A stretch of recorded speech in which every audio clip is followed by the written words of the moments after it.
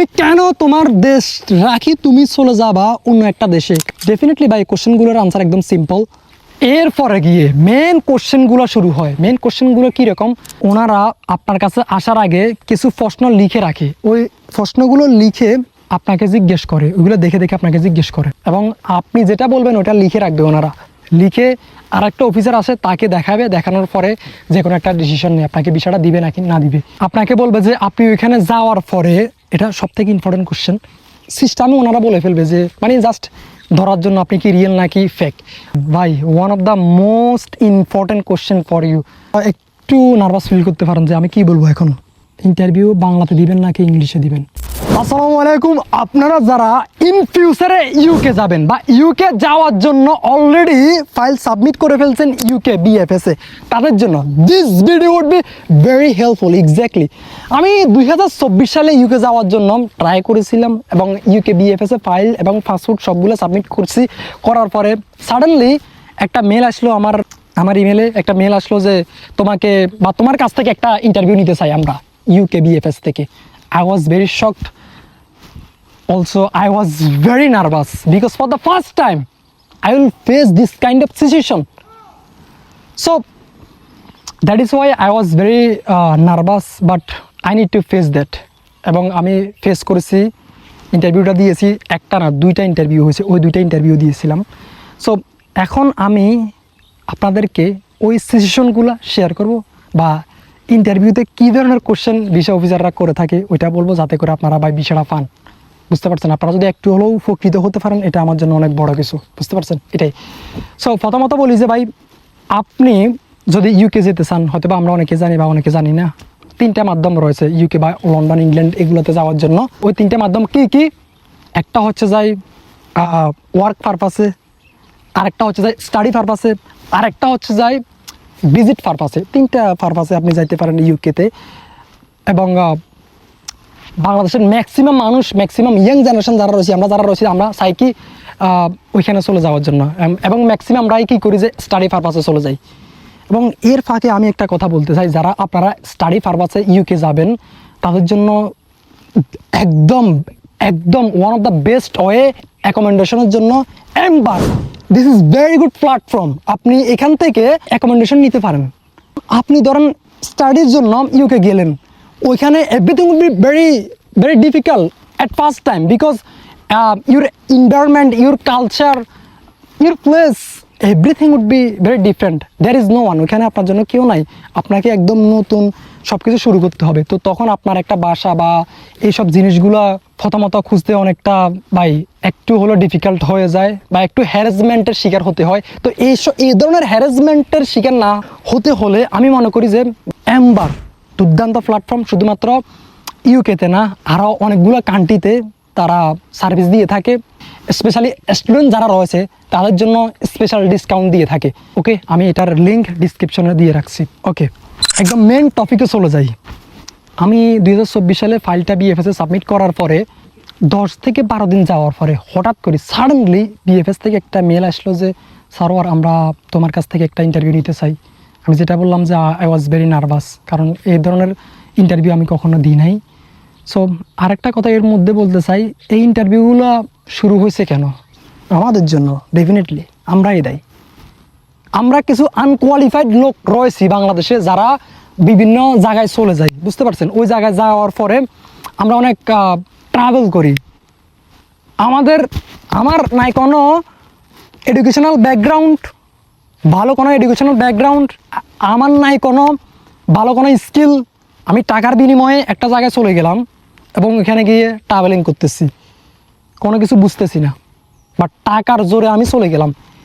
এরপরে যখন UK government এই জিনিসটা নজরে আনলো বা দেখলো, তারপরে তারা ডিসাইড করছে যে এটা তো আমাদের জন্য বোঝা হয়ে দাঁড়াবে। বুঝতে পারছেন?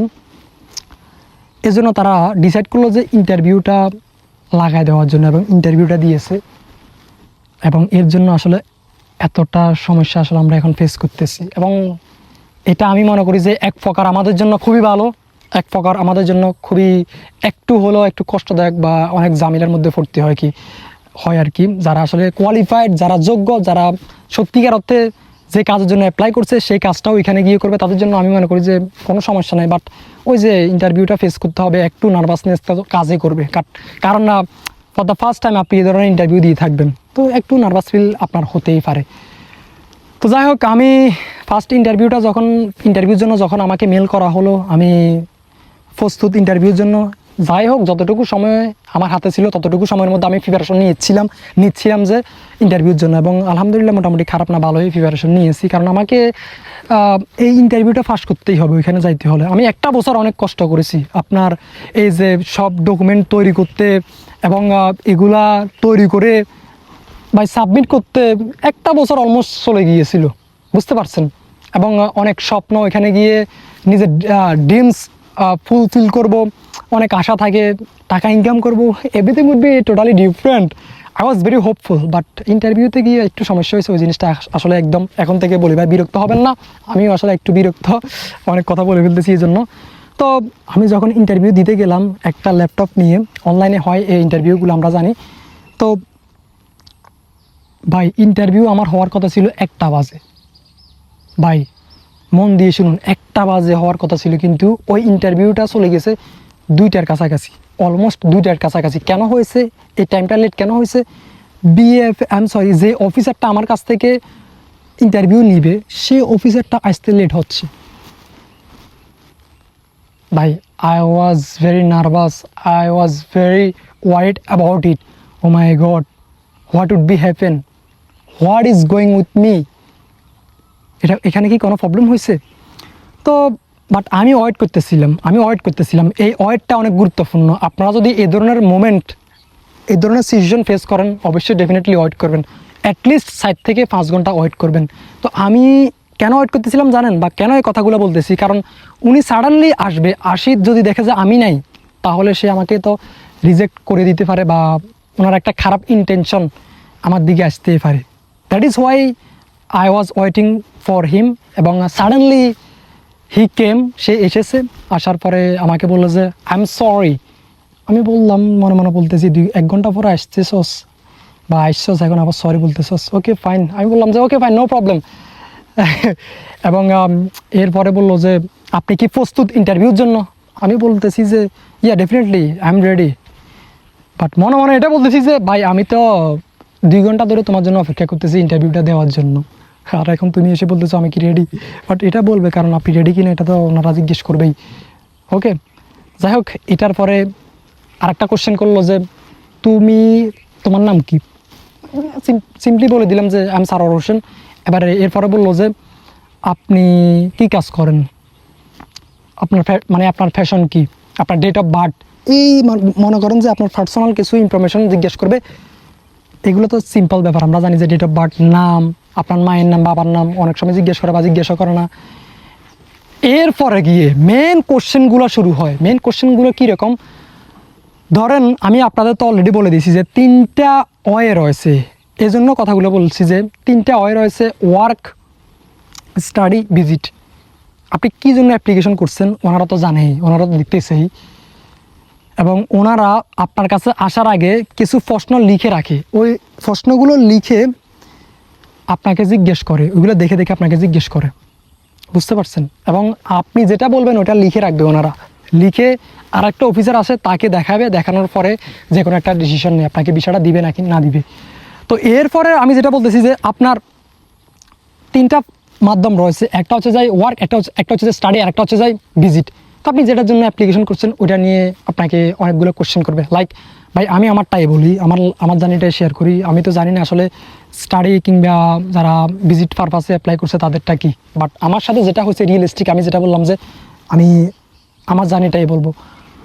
তো আমাকে এরপরে কাজের সম্পর্কে বলা স্টার্ট শুরু হয়ে দিয়েছে, মানে লাইক তুমি কি কাজ করো?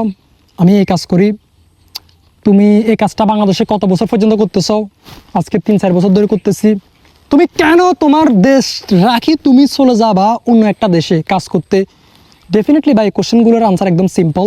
কীভাবে বলবেন যে আমি আমার এই দেশটা রেখে অন্য দেশে চলে যাচ্ছি, কারণ আমি ওইখানে গেলে আমার নতুন নিউ এক্সপিরিয়েন্স গেদার হবে, আমার কেরিয়ারটা আরেকটু আসলে ডেভেলপ করতে পারবো, এবং ওইখানে কাজ করে আমি বাংলাদেশে আসলে আমার 5 বছরের একটা এক্সপিরিয়েন্স থাকবে অ্যাব্রোডে কাজ করার, এবং এই এক্সপিরিয়েন্সটা আমি আমার বাংলাদেশের মানুষদের, বাংলাদেশের বাদাসদের বা আমার প্রিয় মানুষদেরকে শেয়ার করতে পারবো, যেটা অবশ্যই আমার জন্য অনেক হেল্পফুল হবে এবং আমার বাংলাদেশের মানুষদের জন্য অনেক হেল্পফুল হবে, রাইট? এইভাবে আসলে বলতে হবে। তো আমি ঠিক এভাবে বলেছিলাম। এবং আপনাকে বলবে যে আপনি ওইখানে যাওয়ার পরে, এটা সবথেকে ইম্পর্টেন্ট কোশ্চেন, আপনি ওইখানে যাওয়ার পরে আবার কখন আসবেন? আপনি বলবেন যে আমার যেহেতু কন্ট্যাক্ট এত বছরের, আমি কন্ট্যাক্ট শেষ করে আমি চলে আসবো। কারণ এবার এরপর ওনারা বলবে যে আপনি কি, বা সিস্টেমে ওনারা বলে ফেলবে যে মানে জাস্ট ধরার জন্য আপনি কি রিয়েল নাকি ফেক, ওনারা আপনাকে বলে ফেলবে যে আপনি কখন আসবেন। আপনি বলবেন যে এগ্রিমেন্ট শেষ হওয়ার পরে, এবং আপনি কি আসবেন? অবশ্যই ডেফিনেটলি আমি আসবো, কারণ হোয়াই নট, বাংলাদেশে আমার ফ্যামিলি রয়েছে আমার, বা আপনি যদি ওয়ার্ক পারপাসে যান অবশ্যই বলবেন যে আমার কাজ রয়েছে এই ধরনের কাজ, আমি এগুলো করতে হবে। ওইখানে যাইতেছি শুধুমাত্র নতুন এক্সপিরিয়েন্সের জন্য, বা ভালো একটা অ্যামাউন্টে আমি একটা কাজ বা একটা এগ্রিমেন্ট পেয়েছি, এটা আমার জন্য অনেক হেল্পফুল হবে আমার জন্য, প্লাস আমার ফ্যামিলির জন্য। That is why I am going there, এই ধরনের কথা বলতে পারেন। এবং আরেকটা কোশ্চেন করবো আপনাদেরকে, যেটা আমাকে করছে, আমি ওই কোশ্চেনগুলো আপনাকে বলতেছি, এবং আনসারটাও সেম আমি যেভাবে দিয়েছিলাম ওইভাবে বলতেছি। ওনারা আপনাকে বলবে যে আপনি ওইখানে যাওয়ার পরে আপনার অ্যাকোমোডেশন থেকে, যেখানে আপনি খাওয়া দাওয়া খান বা থাকেন, ওইখান থেকে আপনার ওয়ার্ক প্লেস কত দূর, এ ধরনের কোশ্চেন করতে পারে। একটু প্রিপারেশন নেবেন, এ ধরনের কোশ্চেন আপনি নিজে নিজে বলবেন বা আয়নার সামনে গিয়ে প্র্যাকটিস করবেন, আনসার দিবেন। It would be very helpful for your visa, it would be very helpful for your interview. This is the reality. Practice করতে হবে, confidence comes from practice, this is the reality. তো আমি just ভিডিওটা তৈরি করতেছি, এটা ভাই কোনো কিছু ফাঁস করতেছি না, জাস্ট আপনাদেরকে একটু প্রিপারেশন নেওয়ার জন্য বলতেছি। এবং যে কোশ্চেনগুলো করে আসলে এগুলা বলা উচিত না, বাট বলতেছি কেন জানি না, বাট আমি চাই যে ভাই আমি যে সিচুয়েশনটা ফেস করছি, আপনাদেরকে চাই যে এই ধরনের সিচুয়েশন আপনারা ফেস না করেন। কারণ আমি 1 বছর ওয়েস্ট করেছি, টাইম, মানি, বা আলটিমেটলি স্বপ্নটাই পূরণ হলো না ভাই, এগুলো খুবই কষ্টদায়ক। এবং দ্যাট ইজ ওয়াই আসলে ভিডিওটা তৈরি করতেছি ভাই, আপনারা জাস্ট প্রিপারেশন নেবেন এই ধরনের কোশ্চেনের আনসার প্রপারলি করার জন্য। এবং আরও একটা কথা বলবো যেটা অনেক গুরুত্বপূর্ণ, বাট এটা আগে শেষ করি। এরপরে আপনাকে বলতে পারে যে, একদম পয়েন্ট থেকে আবার বলতেছি, যে আপনি কোন জায়গা থেকে এই বিষয়টার এই কাজটার খোঁজ পেলেন। ভাই, one of the most important question for you. আপনি তখন হয়তোবা যদি প্রিপারেশন না নেন, তখন বলবেন যে, বা একটু নার্ভাস ফিল করতে পারেন যে আমি কি বলবো এখন। ভাই, যেটা সত্য ওইটাই বলবেন যে আমি এই জায়গা থেকে, আমি তো লিগেল, আমি এই জায়গা থেকে এটা লিঙ্ক পেয়েছি এবং আমি অ্যাপ্লাই করছি। অ্যাপ্লাই করার পরে ওই কোম্পানিটা অ্যাগ্রি করছে, এবং আমি that's why I am going there, that's it. Simple question. Don't be afraid to make mistake, don't be afraid to be very shy or scared, just need to say with confidently, with clearly, that's it.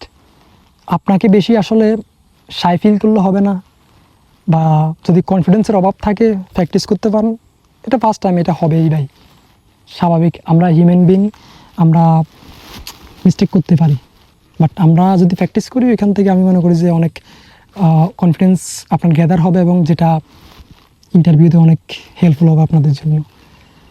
Last একটা কথাই বলতে চাই ভাই, interview বাংলাতে দিবেন নাকি ইংলিশে দিবেন?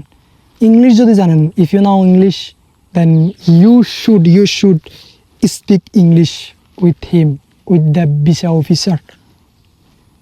But if you don't know English, যদি আপনি ইংলিশ না জানেন, তাহলে আমি মনে করি যে আপনার ইংলিশটা শিখে ফেলা উচিত, যদি আপনার হাতে টাইম থাকে, বা আপনারা যারা ইন ফিউচারে অ্যাপ্লিকেশন করবেন, প্ল্যানিং করতেছেন, বা যারা অলরেডি করে ফেলছেন অ্যাপ্লিকেশন, কিন্তু অ্যাপ্লিকেশন করার পরেও আসলে আপনার হাতে 30 দিন 40 দিন টাইম থাকে। এই টাইমের মধ্যে আপনি যতটুকু পারেন ইংলিশটা অ্যাটলিস্ট স্পিকিং যাতে করতে পারেন অফিসারের সাথে, এটা যেন আয়ত্ত করতে পারেন। কারণ আপনি বাংলাতে ইন্টারভিউ না দিয়ে যদি ইংলিশে ইন্টারভিউ দেন, তাহলে আপনার বিষয়টা হওয়ার চান্সেস 100%-এর মধ্যে 99% থাকে। কারণ এটা একটা ইংলিশ কান্ট্রি, আপনি ইংলিশ কান্ট্রিতে যাচ্ছেন কিন্তু ইংলিশে কথা বলতে পারেন না, এটা একটু ভাই নেগেটিভ দেখায়। দ্যাটস ওয়াই ইংলিশটা শিখে ফেলেন। আর এই ইংলিশটা শিখতে যদি আপনারা কোনো ভালো ওয়ে না পান, বা ভালো কোচ যদি না পান, তাহলে আমি যে জায়গা থেকে শিখেছি, এই ইন্টারভিউতে ফেল হওয়ার পরে বাংলাদেশের সব থেকে বেস্ট একটা কোর্স নিয়েছি, যে কোর্সের মাধ্যমে আলহামদুলিল্লাহ আমি 3 মাসের মধ্যে ইংলিশটা শিখে ফেলতে পেরেছি। এবং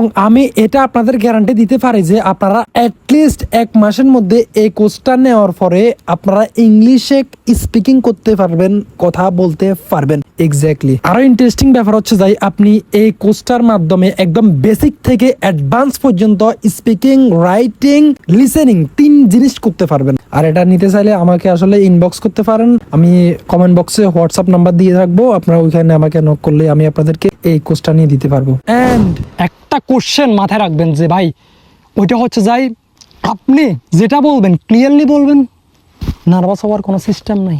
আপনার রিজিক থাকলে আপনি ওখানে যাবেন, আপনি জাস্ট ট্রাই করতে পারেন, you can try your best, that's ইট।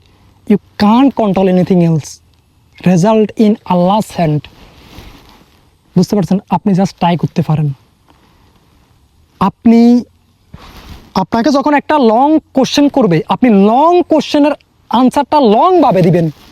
1 হাত যদি কোশ্চেন করে 1 হাত আনসার দিবেন, 2 হাত যদি কোশ্চেন করে 2 হাত আনসার দিবেন। সিম্পল। যেখানে আমি মিস্টেক করছিলাম এবং যেখানে আমি রিজেক্ট হয়েছিলাম এটাই। 30টা 39টা কোশ্চেন করেছিল, ওইখানে 30টা কোশ্চেনের আনসার প্রপারলি করেছি, বাট আর 9টা আনসার আমি একটু শর্টলি করে ফেলেছিলাম। এবং এটা হয়েছিল ট্রান্সলেটরের কারণে। ট্রান্সলেটর আমাকে বলেছিল, স্যার আপনি শর্টলি আনসার করেন। আমি 2টা ইন্টারভিউ দিয়েছি, আপনারা জানেন নিশ্চয়ই, এতক্ষণ পর্যন্ত জেনে গিয়েছেন যদি ভিডিওটা এই পর্যন্ত দেখেন। প্রথম ইন্টারভিউতে ট্রান্সলেটর ছিল সিলেটি। বাইরে ভাই কি বলবো, সিলেটি কোনো বললে হয়তো বা একটা ভিডিও করছি, ওইখানে আপনারা অনেকে অনেক বাজে মন্তব্য করছেন আমাকে যে আপনারা সবাই ভালো। নিশ্চয়ই সিলেটের মানুষ অনেক বেশি ভালো। আমি 2বার গিয়েছি ওইখানে, বাট একটা মন্তব্য করেছিলাম যেটার জন্য আপনারা অনেকে অনেক কিছু বলেছেন আমাকে। এই জন্য আমি নিজের কাছেও আসলে অনেক খারাপ লাগতেছে, বাট আপনারা অনেক ভালো, এখানে আমি আর কিছু বলতে চাই না। তো আপনি ঢাকার যে কোনো একটা ট্রান্সলেটর নেবেন, বাট ট্রান্সলেটরের কথা মাথায় রাখবেন না। আপনার কথা হচ্ছে, আপনার মাথায় এটা রাখবেন যে ভিসা অফিসার কি বলে, উনি কি বলে। আপনি একটু হলে তো ইংলিশ জানেন, একটু জাস্ট বা একটু নর্মাল, আপনি যদি ইংলিশ কিছুই না জানেন নো প্রবলেম, আপনি জাস্ট মনে রাখবেন যে ভিসা অফিসার কতটুকু কথা বলতেছে, কত সেকেন্ড কথা বলতেছে। বুঝতে পারছেন? একটু যদি লং করে বলে জাস্ট এটাই মনে রাখবেন, লং করে বললে লং করে আনসার দিবেন, দ্যাটস ইট। এখানে আমি ভুল করছিলাম। ওই যে ট্রান্সলেটর আমাকে বলছিল যে ওইটা তো বলতে হয়তো বা ভুলে গিয়েছি ভাই, অনেক কথা বলতেছি, একটু ভুল হবে, এটার জন্য আসলে আমাকে ক্ষমা করবেন। বাট আপনারা জিনিসটা বুঝে নেবেন, আমার কোনো স্ক্রিপ্ট নাই যে স্ক্রিপ্ট দেখে দেখে আপনাদের কথাগুলো বলবো। আমার জাস্ট যেটা মনে আসতেছে সেটা বলতেছি। বুঝতে পারছেন? এটাই। তো সেকেন্ড ইন্টারভিউতে ট্রান্সলেটর আমি নিয়েছিলাম ঢাকার একটা ট্রান্সলেটর, যেটা অনেক ভালো ছিল। বাট ভালো হয়ে লাভ কী হয়েছে, যেটা হওয়ার তো হয়ে গেছে, যে ভুলটা তো করে ফেলছে। আমি যেটা মনে করি, সে যখন আমাকে বলছিল স্যার প্লিজ আপনি শর্ট করে আনসার করেন, বাট আমি দেখতেছি যে ইন্টারভিউ আর লং করে কোশ্চেন করতেছে, আমি কীভাবে আসলে শর্ট করে আনসার করি।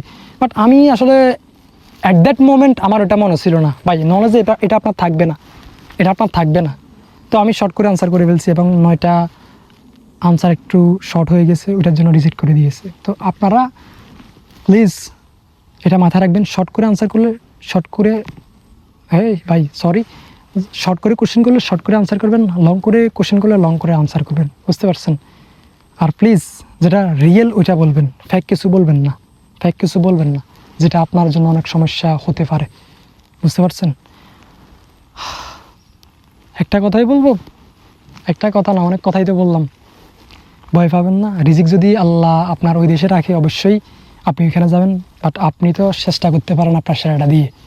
এটাই লাস্টে একটা কথাই বলবো, একটা কথা না অনেকগুলো কথাই বলতেছি, আমি সরি, আমি আসলে অনেক মিস্টেক করতেছি। বাট আপনাদের সুবিধার্থে ভিডিওটা এত লং হচ্ছে, আমি এ ধরনের ভিডিও ক্রিয়েট করি না, আপনাদের হেল্পের জন্য, আপনাদের সুবিধার্থের জন্য ভিডিওটা তৈরি করতেছি। একটা জিনিস মাথায় রাখবেন, আপনি জাস্ট ফোকাস করবেন কোন দিকে, আপনার ওয়ার্কটা নিয়ে। হতে পারে আপনার ভিজিটের পারপাসে আপনি যাইতেছেন, হতে পারে আপনার স্টাডি, হতে পারে আপনার ওই যে কি ওটা হচ্ছে যাই ওয়ার্ক, যে পারপাসে যাইতেছেন ভাই, please understand that.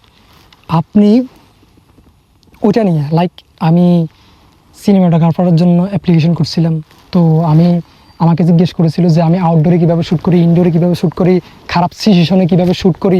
All about was my work, all about. তো আপনারা সব কিছু আপনার কাজ নিয়ে জিজ্ঞেস করবে।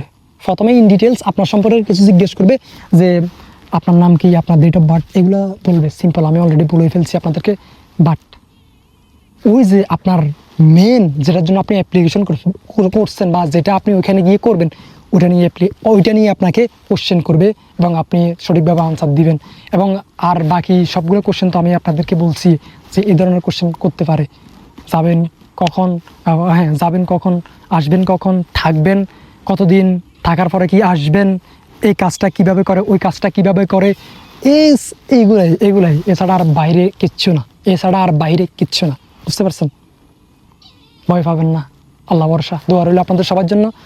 আর একটাই রিকোয়েস্ট করব, আমার জন্য দোয়া করবেন ভাই। আমি জানি আপনারা নিশ্চয় জানেন যে ওইখানে আমাদের অনেক স্বপ্ন থাকে। ওইখানে যাব, কাজ করব, টাকা ইনকাম করব, ফ্যামিলিকে হেল্প করব, নিজের স্বপ্নগুলো পূরণ করব।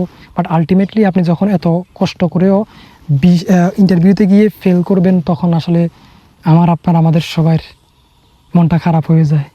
এবং বাংলাদেশে অনেক এজেন্সি রয়েছে ভাই, কি বলবো, বলে এক কথা করে আরেকটা। দ্যাট ইজ ওয়াই আসলে আমরা সবাই চাই যে দেশের বাইরে শিফট হওয়ার জন্য। দুঃখের কথা কি বলবো, যাই হোক, বেশি কথা বলবো না। দোয়া করবেন আমার জন্য এবং আমার সাথে থাকতে পারেন। আপনাদেরকে বিভিন্ন সময় বিভিন্ন ইনফরমেশন দিব। এবং স্পেশালি আসলে এই ধরনের ভিডিও আমি ক্রিয়েট করি না, ইউজুয়ালি আমি আমার নিজের ভিডিওগুলো ক্রিয়েট করে থাকি, লাইক আমার পার্সোনাল লাইফ জার্নি, এগুলাই। তো ভাবলাম যে এটাও লাইফ জার্নির মধ্যে পড়ে এবং আমি কাউকে হেল্প করতে পারি। দ্যাট ইজ ওয়াই ভিডিওটা ক্রিয়েট করা। অনেক কষ্ট করে আসলে ভিডিওটা আপনাদের জন্য তৈরি করছি, শুধুমাত্র আপনার জন্য বিষয়টা পান। বুঝতে পারছেন? আল্লাহ হাফেজ। দোয়া করবেন সবাই। অনেকক্ষণ কথা হয়েছে, ইনশাআল্লাহ দেখা হবে আপনাদের সাথে পরবর্তী কোনো ভিডিওতে। আল্লাহ হাফেজ, থ্যাংক ইউ ভেরি মাচ।